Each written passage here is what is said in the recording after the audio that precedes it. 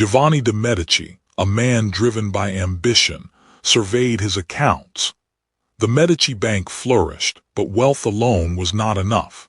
He envisioned a future where his family's name resonated through the ages, not just as merchants, but as patrons of the arts, influential figures in the Florentine Republic, and architects of their own destiny. The Mercato Vecchio throbbed with life, a testament to Florence's vibrant economy. Amidst the clamor, the Medici name carried weight. Their influence permeated every aspect of Florentine society, from the wool trade to the patronage of rising artists. Giovanni knew that maintaining this influence required careful navigation and shrewd investments. The Palazzo Medici, a testament to the family's burgeoning power, stood as a beacon of wealth and influence. Its walls echoed with the footsteps of artists, scholars, and politicians, all seeking the favor of the Medici.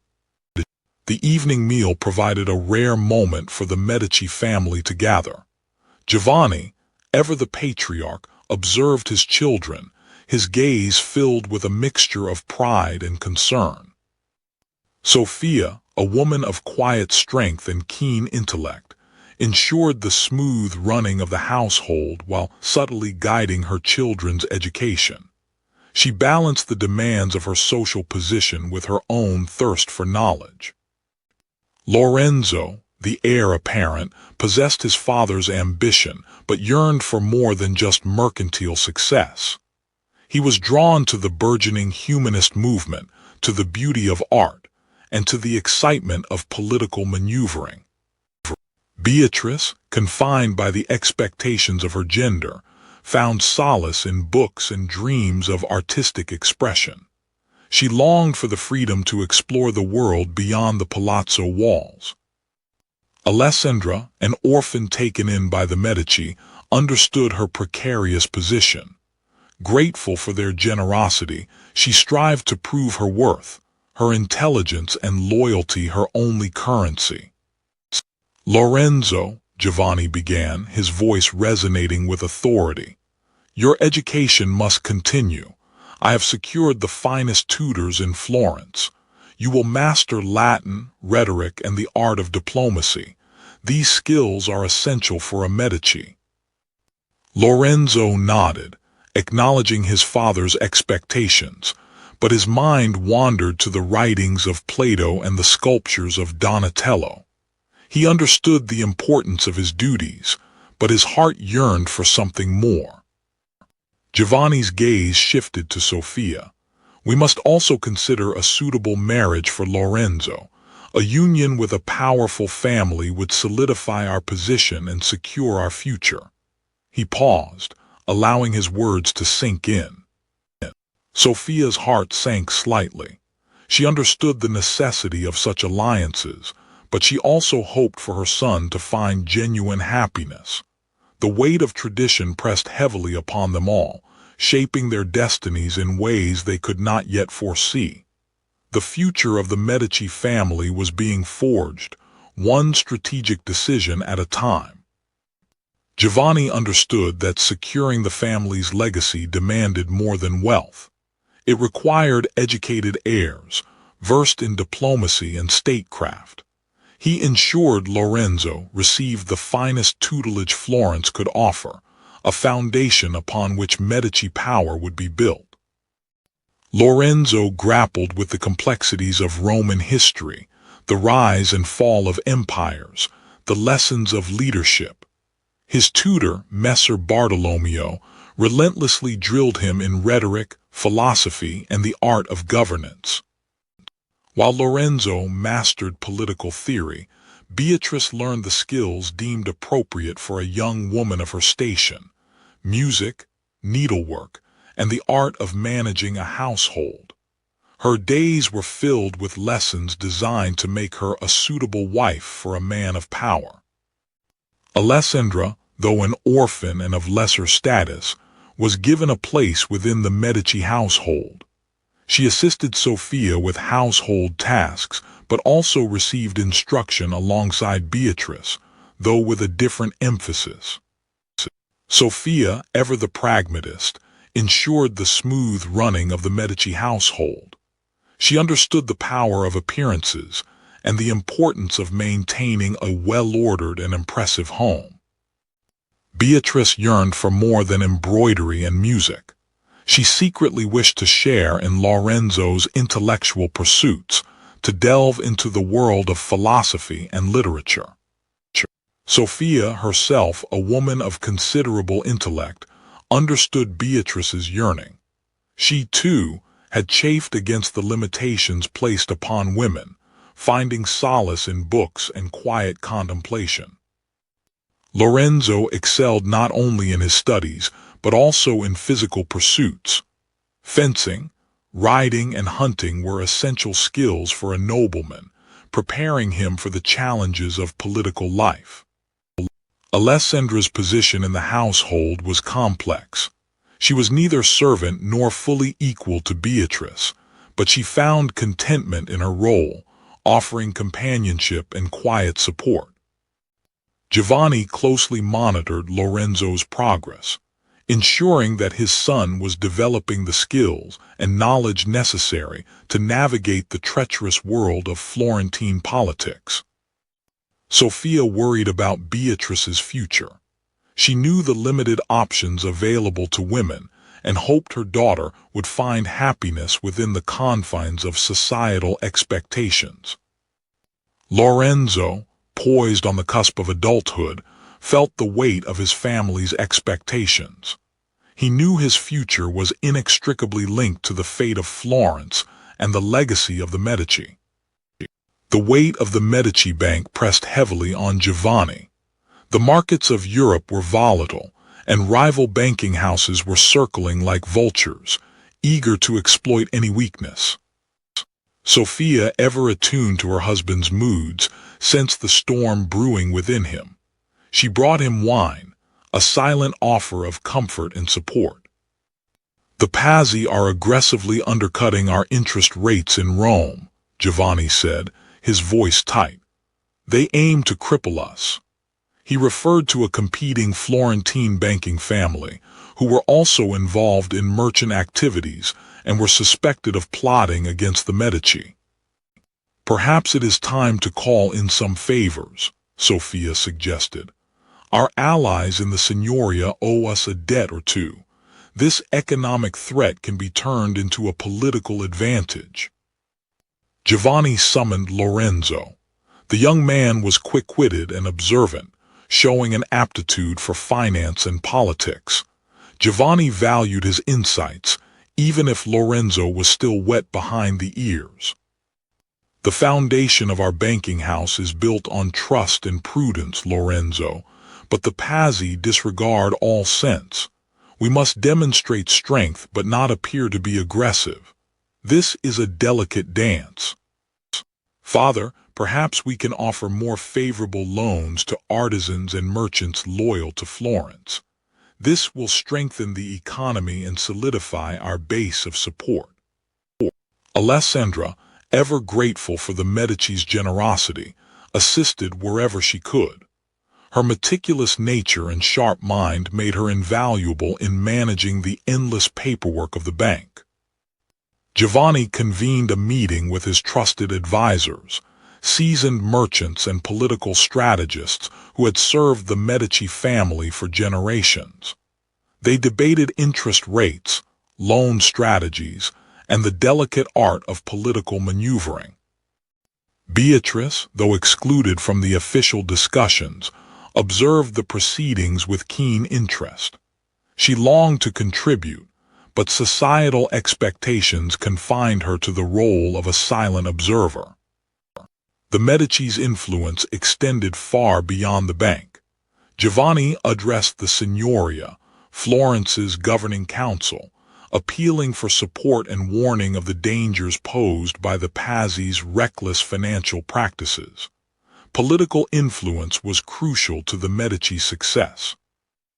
As night fell, Giovanni stood alone, the weight of his family's legacy heavy on his shoulders. He was determined to navigate the treacherous waters of Renaissance Florence, ensuring the Medici's continued prosperity and influence for generations to come.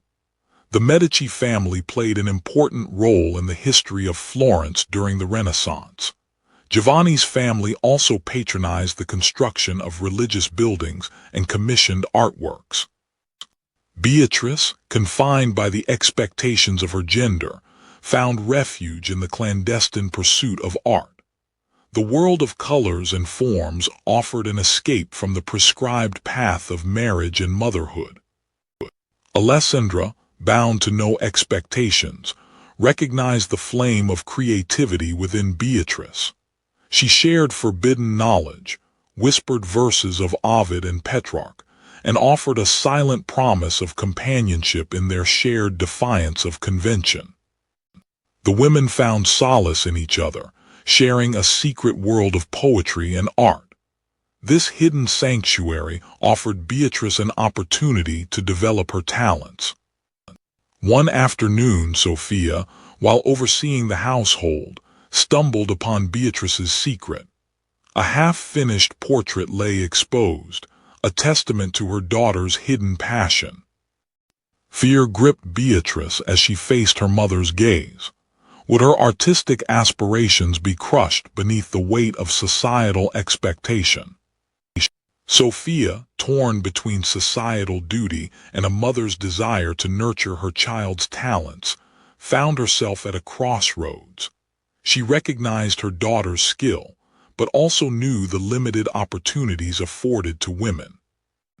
Unaware of the quiet drama unfolding within the household, Giovanni grappled with the intricacies of the family's financial empire. The challenges of the banking world consumed his attention. Sophia, gathering her courage, sought Giovanni's counsel. She knew his pragmatic mind would weigh the benefits and risks of supporting Beatrice's artistic inclinations. Giovanni listened patiently as Sophia described Beatrice's talent. He considered the implications, weighing tradition against the potential for adding prestige to the Medici name.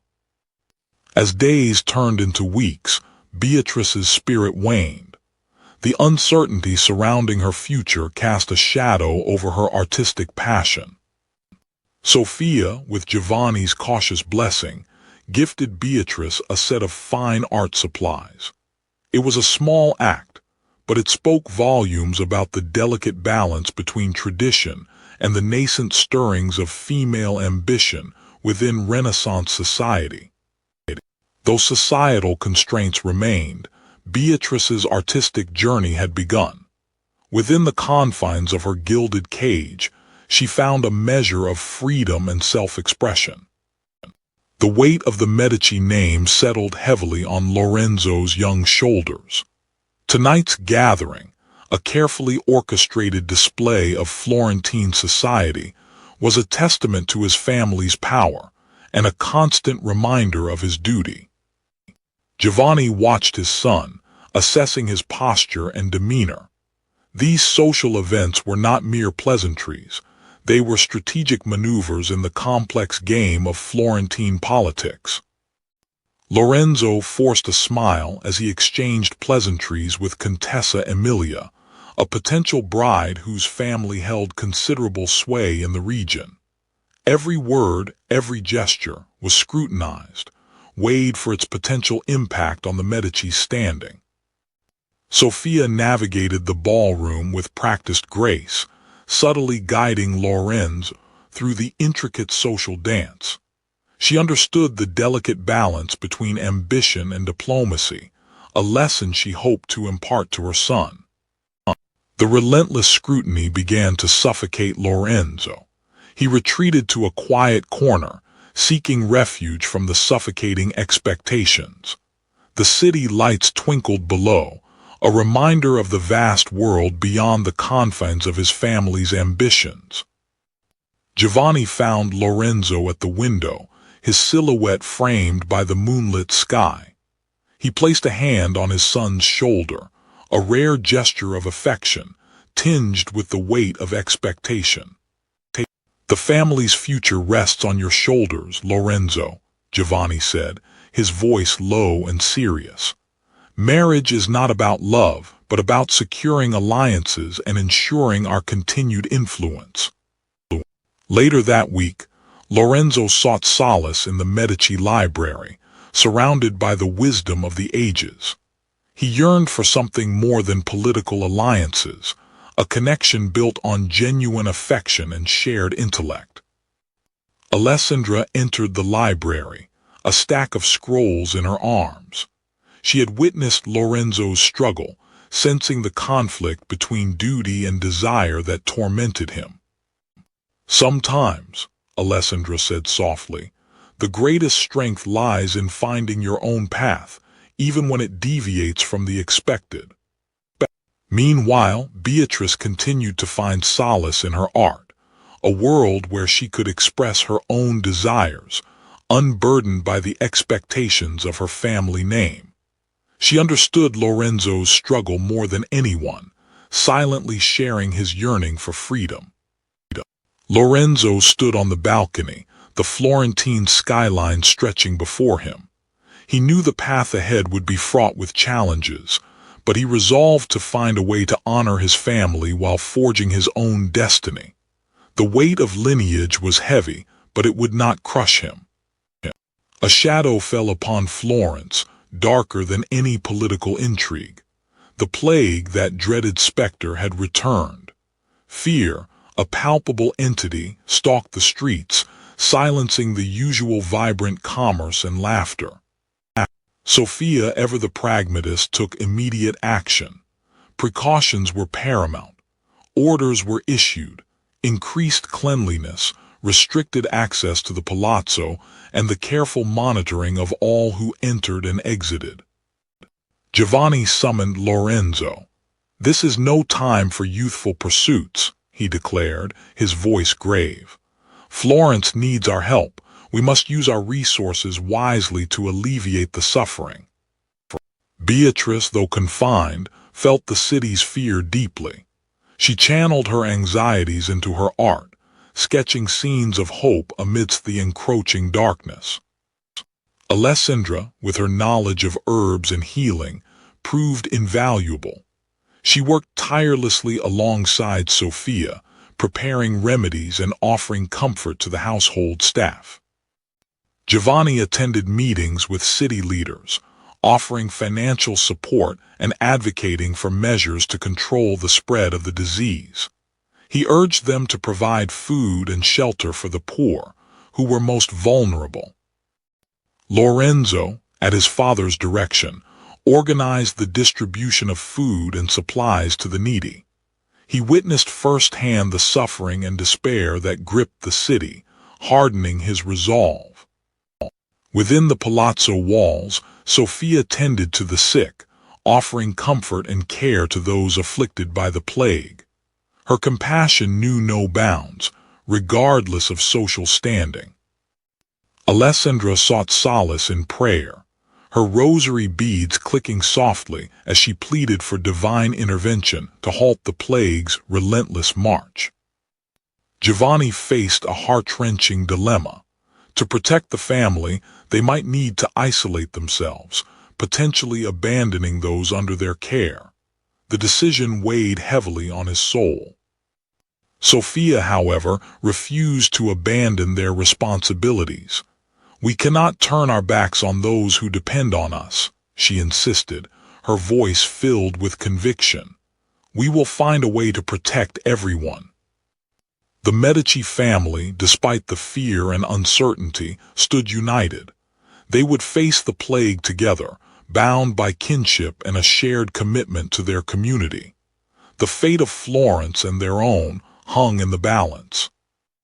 The Medici family's influence extended far beyond the realms of banking and politics. Giovanni recognized the power of art to shape perception and secure his family's legacy. He understood that Florence was the heart of artistic innovation, and he intended for the Medici to be its greatest patrons. Sophia, ever the intellectual, championed the humanist scholars, ensuring their access to the vast Medici library. She understood the importance of preserving ancient wisdom and fostering new ideas, believing that true power lay in knowledge. Lorenzo, though still young, was beginning to grasp the significance of his family's artistic endeavors. He witnessed firsthand the creation of architectural marvels, understanding they were not merely buildings, but symbols of Medici power and piety. Beatrice, yearning for artistic expression, secretly honed her skills. Though denied formal training, she found solace and freedom in the world of art, sketching portraits and landscapes in the quiet of her chamber. Giovanni met with Donatello, discussing the commission of a new bronze sculpture for the family palace. He understood the importance of employing the most talented artists, ensuring the Medici name would be associated with the greatest works of the age. Alessandra, ever diligent, aided in the management of the Medici library, ensuring the preservation of invaluable texts. She found a quiet satisfaction in the world of knowledge, grateful for the opportunity to learn and contribute. Drawn by an irresistible curiosity, Beatrice sought out the workshop of a local artist. From the shadows, she watched him blend colors and bring life to canvas, her heart filled with longing and admiration. Giovanni invested heavily in the construction of a new family palazzo, intending it to be a testament to Medici wealth and power. He meticulously reviewed the plans, ensuring every detail reflected the family's ambition and refined taste.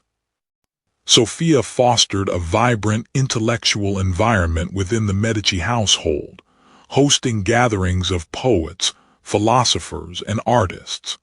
She believed that the exchange of ideas was essential for the flourishing of Florence. Summoning her courage, Beatrice approached the artist, offering her assistance.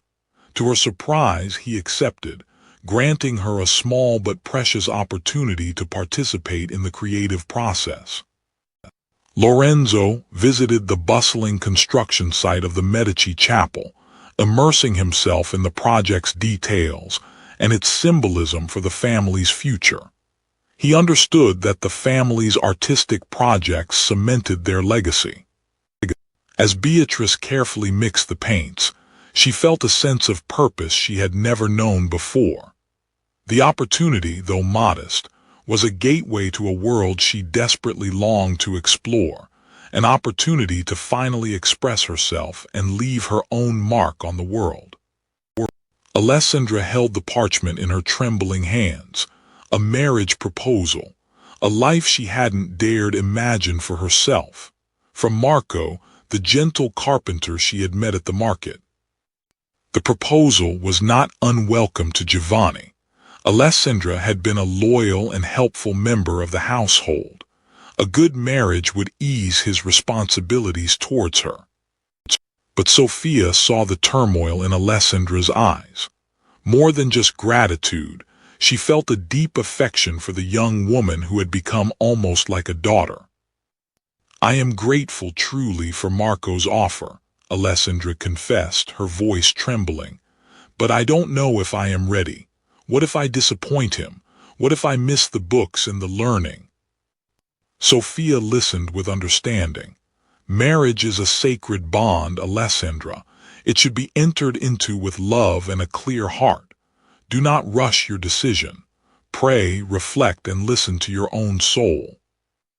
Lorenzo, witnessing Alessandra's distress, felt a pang of sympathy.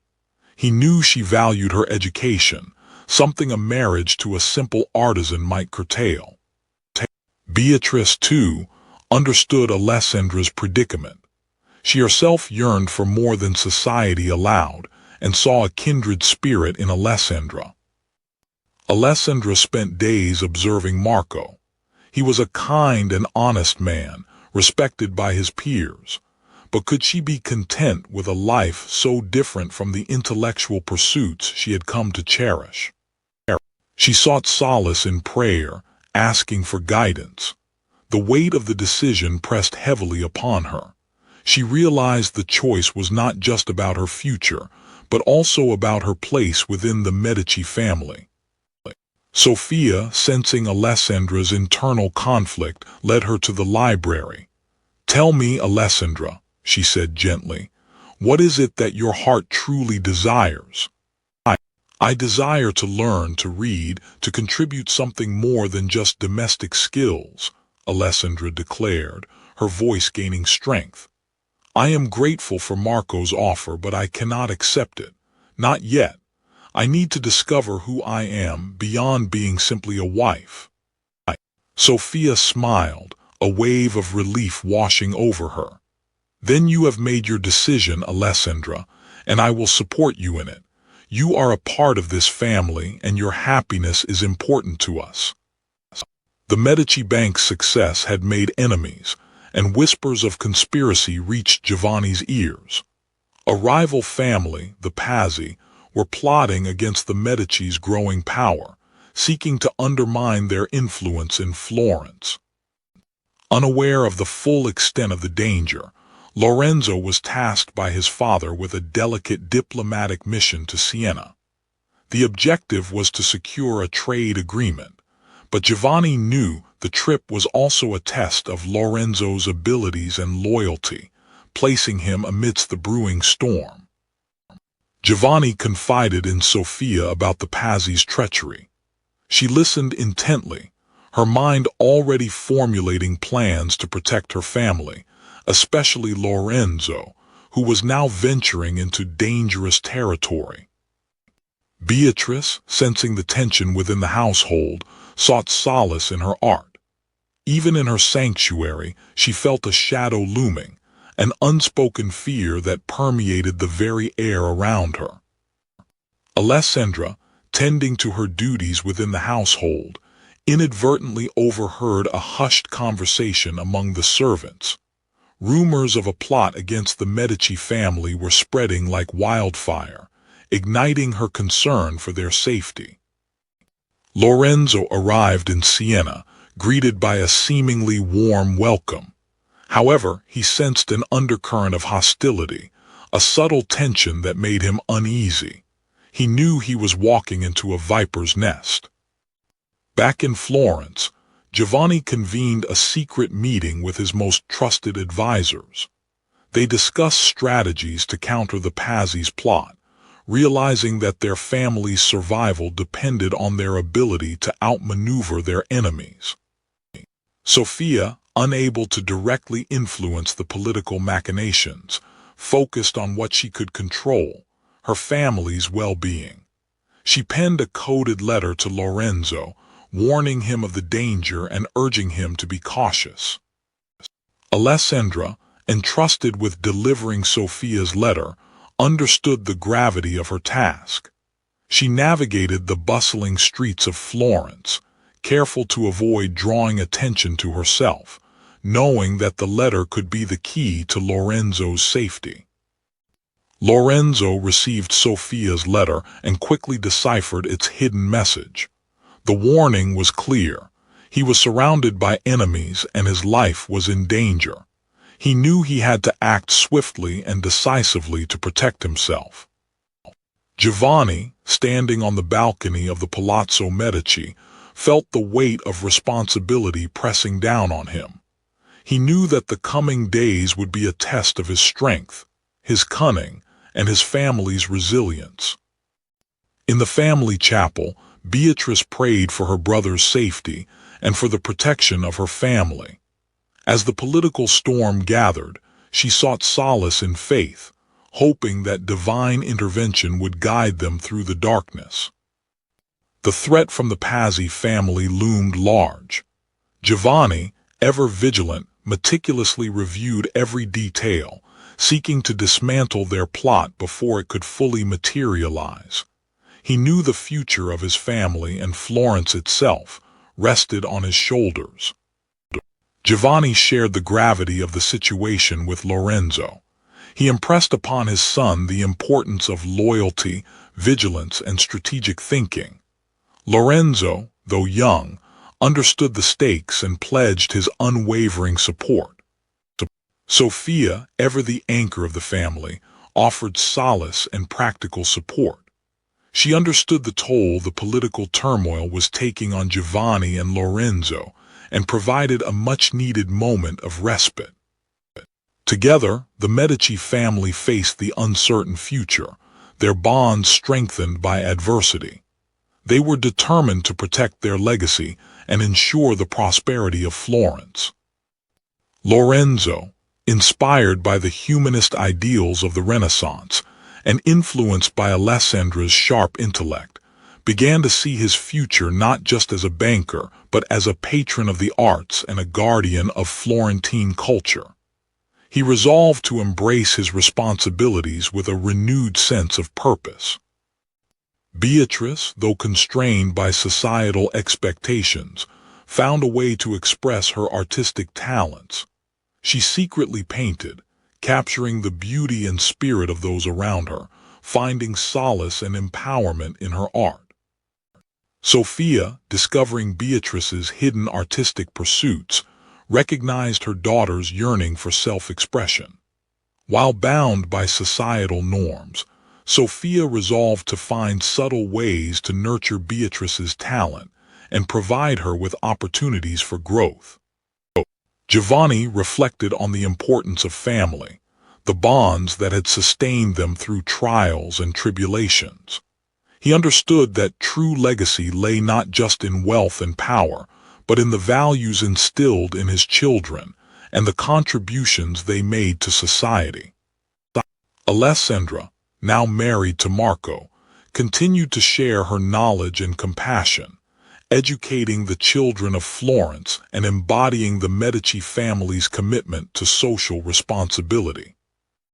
Lorenzo, now a young man, emerged as a leader, using his influence to promote peace, prosperity, and the arts. He became known as Lorenzo the Magnificent, a true embodiment of the Renaissance spirit. Beatrice continued to develop her artistic talents, finding ways to express her creativity within the bounds of her societal role. She used her art to capture the beauty of her family and the world around her.